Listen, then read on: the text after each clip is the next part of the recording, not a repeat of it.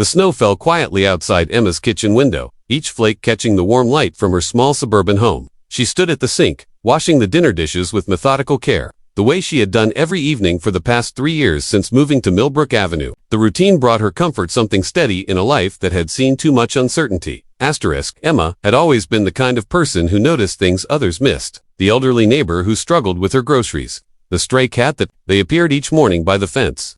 Tonight, as she dried her hands on the faded blue towel, she noticed something else. A figure hunched against the cold, sitting on the bench across from her house. The man had been there for nearly an hour. She realized his dark coat was thin, inadequate for the December chill that had settled over their quiet neighborhood. Snow gathered on his shoulders as he sat perfectly still, his hands clasped together, staring at nothing in particular. Emma's heart tightened with familiar concern. She had grown up listening to her grandmother's stories about kindness to strangers, about how you never knew when you might be entertaining angels unaware. More practically, she remembered her own difficult times, the months after college when she had struggled to find steady work, when every dollar mattered, when pride had nearly kept her from accepting help from friends.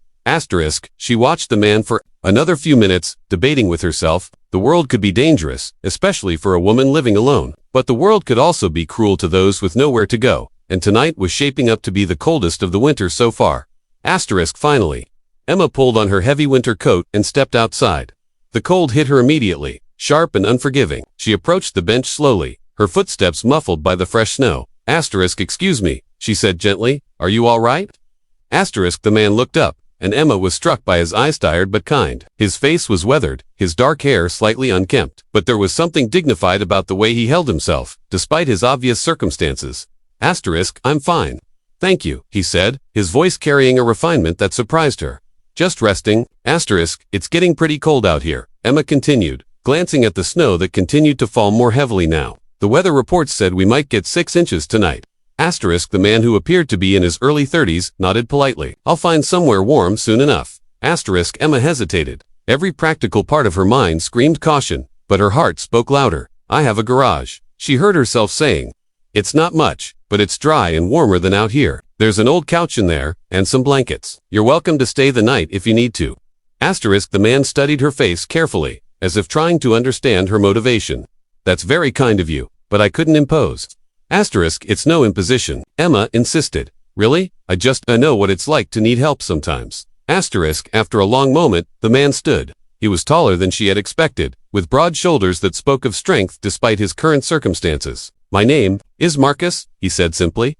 Emma, she replied, extending her hand. His handshake was firm, confident.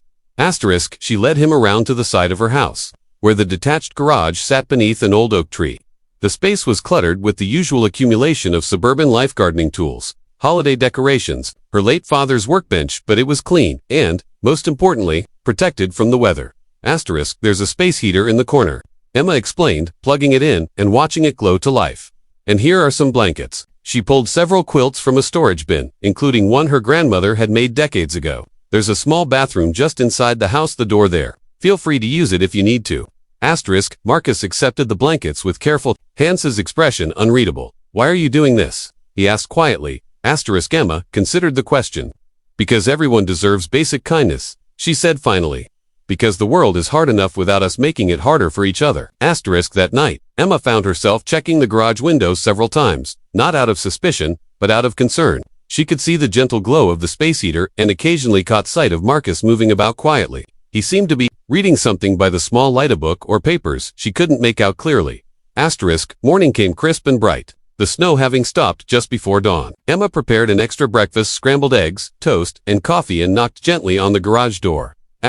Marcus, I made some breakfast if you're interested. When the door opened, she was surprised to see him already dressed and organized, the blankets neatly folded. He accepted the meal gratefully, eating with quiet appreciation.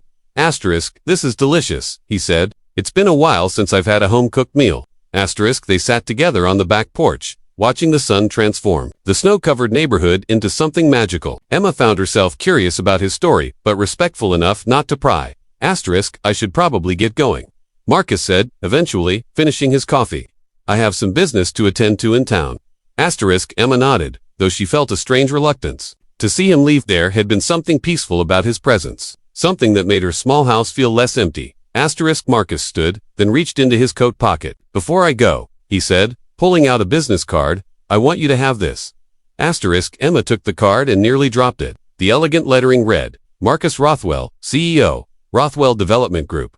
Asterisk, she looked up at him in shock. You're asterisk, I'm the man who was having the worst day of his life yesterday, Marcus said with a slight smile. I'd just learned that my business partner had embezzled nearly everything from our company. I was questioning everything, my judgment, my faith in people, whether kindness even existed in the world anymore. Asterisk, Emma stared at the card, then back at his face. But you're asterisk, I'm someone who sometimes finds it easier to understand people when they don't know who I am, he explained. Last night, when you offered help to a stranger who appeared to have nothing, you reminded me that goodness still exists, that there are people who act from their hearts rather than their calculations. Asterisk, he reached into another pocket and pulled out a folded document.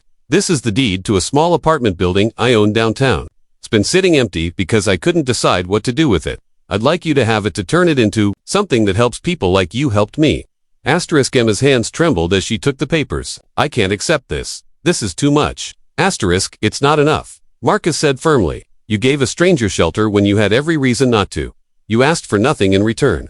That kind of kindness is rarer than any fortune, Emma. And it's exactly what this world needs more of. Asterisk, as Marcus walked away that morning, Emma stood holding the deed and watching the snow melt in the morning sun. She thought about the apartment building, about the possibilities it represented. She thought about second chances and unexpected angels, and the way small acts of kindness could ripple outward in ways you never imagined. Asterisk, but mostly, she thought about how sometimes, when you open your heart to help someone else, you end up discovering something precious about yourself and about the beautiful, surprising ways the universe rewards those who choose compassion over fear. Asterisk, the garage door stood open behind her, and Emma smiled, knowing it would never be empty again. When someone needed shelter from the storm,